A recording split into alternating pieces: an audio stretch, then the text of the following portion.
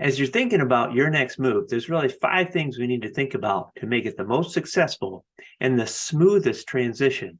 Here we go. So number 1, let's talk about downsizing versus right sizing. Well, if you look at Merriam-Webster's dictionary, the definition for right sizing is to undergo a reduction to an optimal size. And I think about that with the key word optimal size. It might be that you need all the space that you're in, but you need it rearranged. That's something to think about. And that's why I like to call it right sizing. You're not always going to be looking for something smaller. You're going to be looking for something that's the right fit. So number 1, you want to ask questions, and you want to start off with this right away. So ask yourself these questions. How do you want to enjoy life? Are there certain hobbies? Do you want to entertain guests? Are pets a factor? Do you want to have gatherings at your location? So think about these. Are you into boating or woodworking? Are these hobbies going to be impacted by your new location?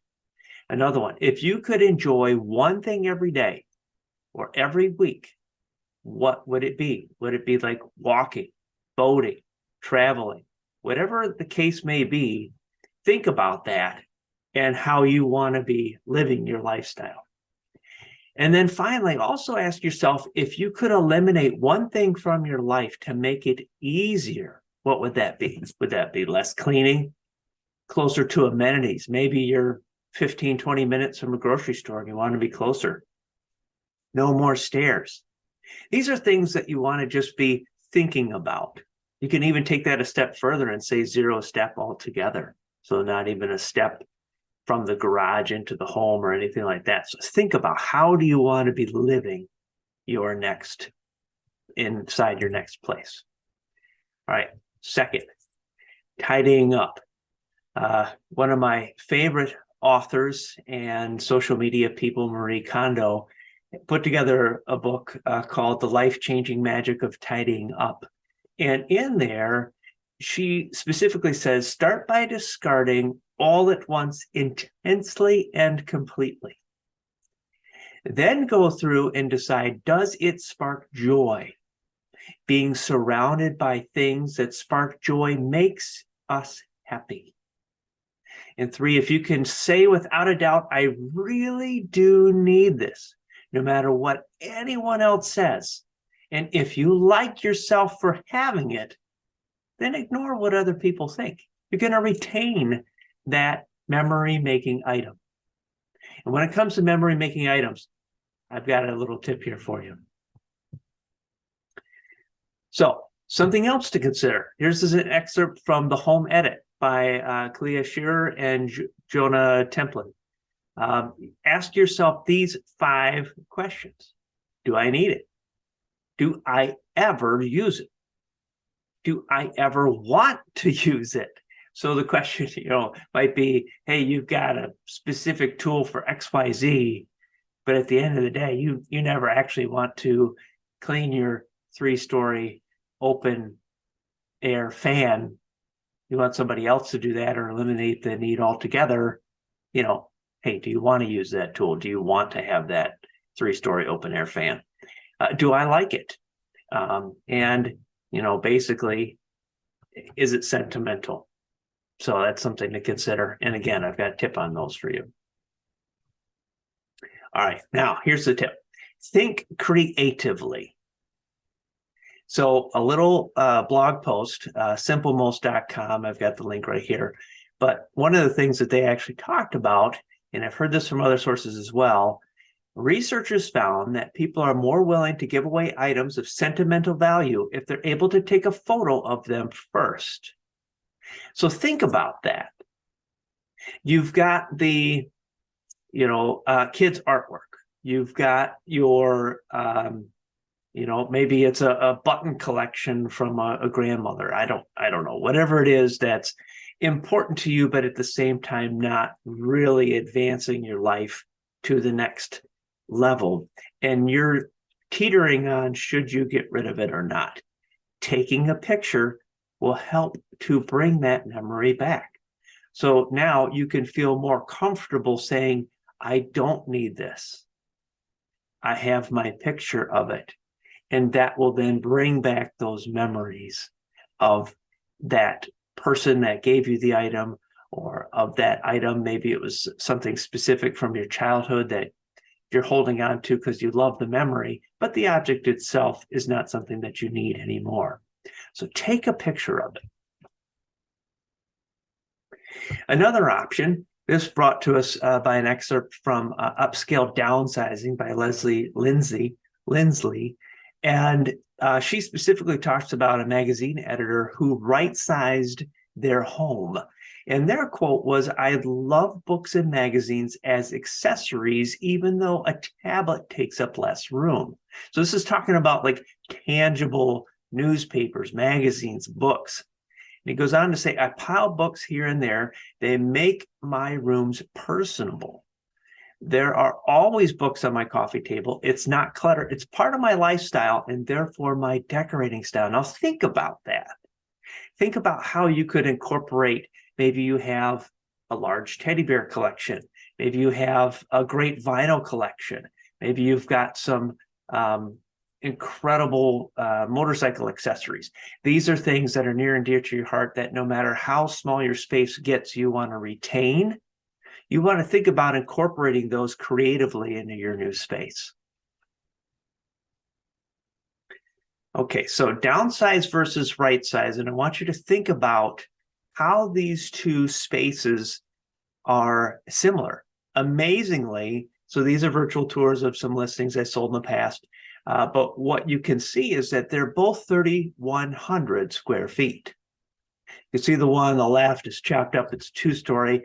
It's a great functioning home, offers a lot, but perhaps you're kind of thinking through in your lifestyle, that was me 10, 15, 20, 30 years ago. Now I'd like to have main floor living, main floor garage, main floor master, main floor laundry, and a room off to the side for arts, crafts, TV, something, maybe it's a screened-in porch off the back, a sunroom, some other amenities you could put on the main floor. And then here's the trick. Here's what we're seeing a lot in today's floor plans. You're seeing the main level be very much day-to-day living. And then downstairs becomes that space for, entertaining guests, or, when kids and grandkids come stay, or friends and family. And it's an opportunity to have additional area, because in Michigan, many of our places have some kind of a basement, either it be walkout or daylight or a full basement, which would be no windows. But those are options that can expand your living space. When it comes to bedrooms, you're going to, have egress windows. You're going to have windows there. But it's something to think about, how these spaces are getting utilized. Whether you said, hey, a condo is not for me, I've got too much other stuff for a condo, that's fine. You can find a ranch style house with a basement. You could find a lot of condos with this same floor plan where you're walking in, having main floor living, and then you're having, your additional space downstairs for storage and whatnot as well. So it's something to think about. It may total to be the same number of square footage in the place that you're in now, but you're eliminating steps, except for that rare occasion when you want to be able to take advantage of the area underneath you in the basement. Number 4, think about timing. So each of the different aspects or options would come with different senses of timing. So one might be, you like your space now, you love everything about it, but you need to make some changes. Maybe it's putting a master bedroom on the main floor. Maybe it's just as simple as saying, hey, there's 3 bedrooms on the main floor now, but laundry's downstairs. We've got to move the laundry upstairs. Okay, those are some renovations. Adding a master bedroom, that can be tricky. Bringing laundry up from downstairs, that actually could be something fairly simple. It really depends. And it's going to take a contractor to have, the knowledge to really guide you through that. But that said, there's a specific time frame for that. versus if you said, hey, we're going to box up and move. That's a whole different time frame. So you have to think about the timing of what it might be. A lot of people might start, in the wintertime and say, I'm going to get ready for this move next spring or summer. I'm going to take the next few months. I'm going to prepare my home and then make this move in the next few months. Well, we're here to guide you through that. So let us be a phone call for you and we can start to walk you through that. And during that conversation, we might talk about, hey, is it easier for you to renovate? Maybe it's renovate for now, something inexpensive, like we talked about, bring up the laundry from downstairs and then say, hey, in 2 years or in 3 years, we're going to make a move to something different. So you can do these things in stages. Another might be, think about all the different options when it comes to condos. You have standalone condos. You have attached condos where you'll see like one door and then a shared roof with another door. Sometimes it's 3 or 4 in a row. A townhouse. Sometimes you'll get main floor living with that, sometimes not. That's definitely a factor to consider when it comes to a townhouse. A high rise, a lot of times if you think that downtown lifestyle is for you, a high rise could be something of interest. And similar to that, then a loft space. Those we often see downtown as well, or in downtown areas. Another might be to rent for a little while. We've seen increasing rents, so that's not as attractive to a lot of people. But let's say that you said, hey, it's going to be a space for just a short time before I make a move to another state, or before I find that absolutely perfect next location. An apartment might be a good option, and we can walk you through that as well. Or lastly, a single family floor plan, just with a different floor plan than what you have now, similar to what we looked at, that 3,100 square foot scenario of a 2-story versus a ranch. We're getting a lot of this, especially with clients that have, boats or multiple motorcycles or ATVs. They're saying, hey, I don't want the maintenance this house I have, labors me down with. I want to make a move into the lakefront ranch or the 3-stall garage or the ranch with an extra pole barn, whatever it is. The condo might not be the right space for you, but maybe it's just simply getting into a space with a different floor plan. We can help you through that too. Tip number 5, call John. So as you've seen, tip 1 through 4, we're here to help. And I absolutely love what I do. During the time when we meet, it is about you, what you want to achieve, and how we can help you utilize the market to achieve your goals. I love to be able to put 20 plus years of experience to work for you. I've helped hundreds of other clients be successful in transitioning into the homes of their dreams. And in working with those hundreds of people, that's built up a knowledge base that we can really utilize to help you maximize your goals, hopes, and dreams into your new space. So when you reach out to us, what are we going to cover during this session? Most of the time it's in person, so we're going to get a chance to really go through your space with you, talk to you about, hey, these are the attractive attributes of your space now that we can emphasize.